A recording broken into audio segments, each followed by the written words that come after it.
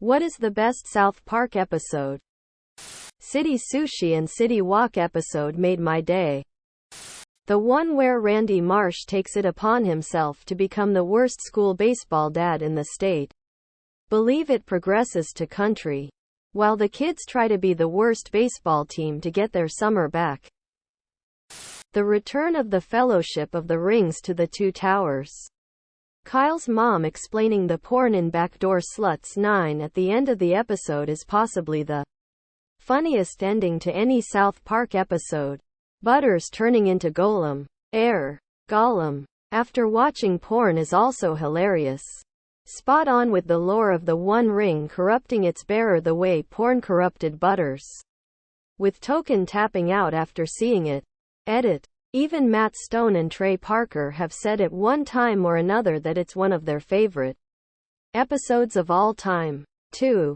So, there's that. Yeah, they say this about several episodes. But whatever. The one they made into Book of Mormon. I went and saw the play.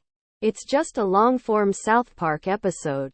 What was really fun is the LDS Church bought all the playbill advertising, so as you looked at the cast biographies you saw ads for, you liked the play now read the book. Very clever tie-ins. Sitting in front of me, the whole row, was an LDS group.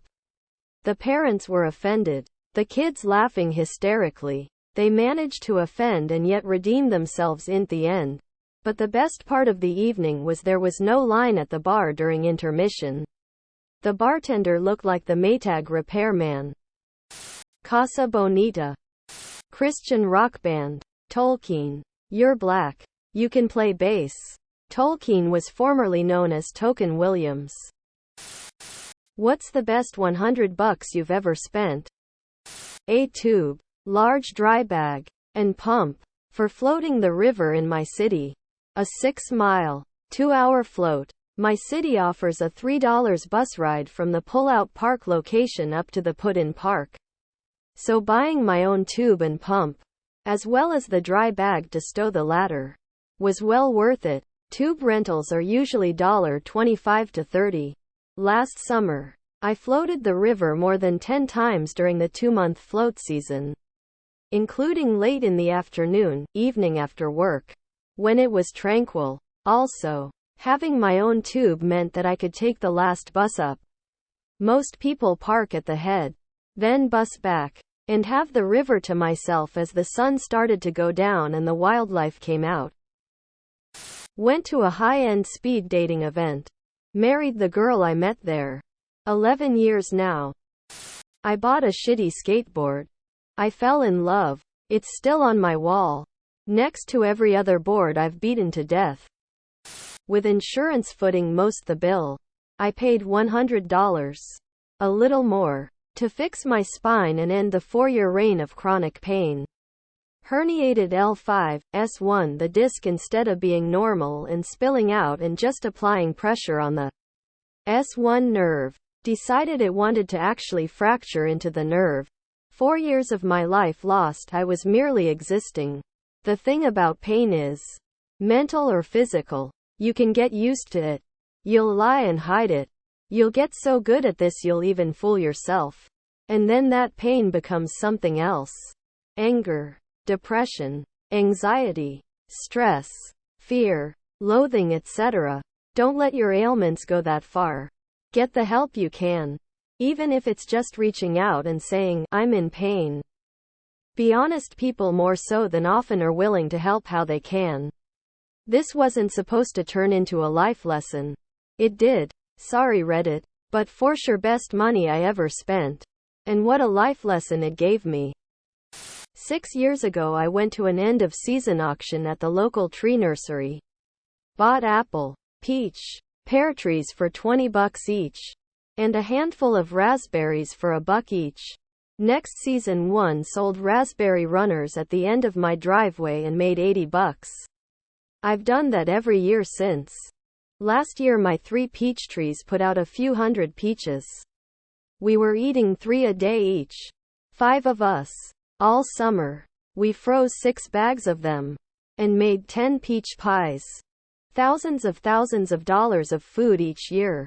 Best investment I ever made. My food forest is in my post history for anyone that wants to see it. I also teach people how to get started. Teach soil microbiology, how to compost, everything you need to know to grow food. A friend, who was annoying, wanted to borrow $100. I gave it to him. He's been avoiding me for years because he doesn't want to pay me back. Best $100 I've ever spent. Learned what kind of person he is and never have to see him again. Your cat looks you dead in the eye and says, "No one will believe you," and then walks away. What do? I will immediately post it on AskReddit as a hypothetical question. Toss a cucumber at that smug little bitch. I'll wait until I have people over. I'll make sure the cat's in the room. Then I'll tell the story. Except I'll say that the dog talked to me. PS. They will, because you aren't the first talking cat in this family. If he thought I talked to him too much before, he's in for a lot more unwanted social interaction with me, lol. What is extremely common in TV or movies but almost never happens in real life? Amnesia. People with shit jobs living in spacious lofts and apartments in big cities. I feel like people getting knocked out is mad easy on TV. Just a quick bump on the back of the neck and out they go. A meal is served, but no one finishes, they run off and leave everything. In action movies where the girl spends days in the middle of nowhere, without taking a shower, having to fight and run, but her hair and makeup are impeccable.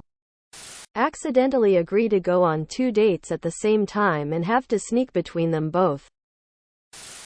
What TV series went on too long? Riverdale needs to end.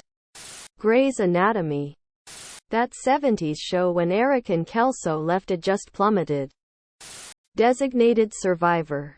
Season 1 was interesting, while they tried to put the government back together. But once the USA recovered, it was kind of meh. Heroes. Walking Dead. If every insect, animal, except humans, magically grew 10x its size, what would the dominant species on Earth be? Ants, just like they are now. But they'd be much harder to ignore. 150-foot alligators and snakes and sharks. King Kong. 1000 featuring whales. Humans would still be at the top in some regions. Some would turn into prehistoric times. I'm most scared of the 10 pounds chihuahua that wants to rip everyone and thing apart now weighing 100 pounds. Those lil guys are vicious. I would say in the ocean, whales would be interesting, lol. Y'all, it's game over if the praying mantis gets a 10x size boost with no negatives attached. Humans get 10x food. Huntsman spiders would be super terrifying. You're offered $1 billion, but you have 5 years taken from your lifespan. Do you take the money? Why or why not? I'll double the years for half the money. Capitalism, baby. I'm here for a good time, not a long time, homie. The last 5 are the sick years anyway. Let's roll. This is a no-brainer. $1 billion lets me retire instantly. And honestly is enough to ensure my kid, and his kids, will live comfortably. If I worked 40 hours a week for the next 20 years until retirement, that's about 4.74 years of working. So basically it's the same as giving up 5 years of my life. But without the extra $1 billion in my bank account. Of course. Living poor probably takes more years off anyway. Stress of work probably does too. Then think of all the extra time you can spend by just paying extra money to not have to deal with the extra little bullshit life throws at you. Would take that in a heartbeat and have generational wealth to pass on. I would take the money. Support myself and family. If I would die instantly, then my family can keep the money and use it. Subscribe, my brothers.